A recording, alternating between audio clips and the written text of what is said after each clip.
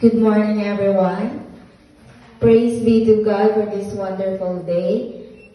It is truly a blessing to gather together in His presence, to worship, to pray, and to receive His word. So, each morning is a gift from the Lord, a fresh opportunity to experience His grace, His love, and His faithfulness. So, as Lamentation 3 verse 22 to 23 reminds us, because of the Lord's great love, we are not consumed, for His compassion never fail. They are new every morning. Great is your faithfulness. So this morning we come before God with grateful hearts, ready to lift up His name and receive His word. So we are blessed for our participants this morning. Song leader, led by Sister Mika.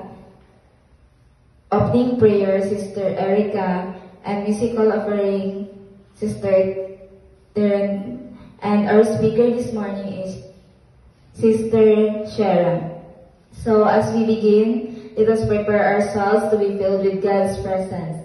So may this time of worship bring encouragement, renewal, and deep relationship with our God. So may God bless us all as we worship our Lord today.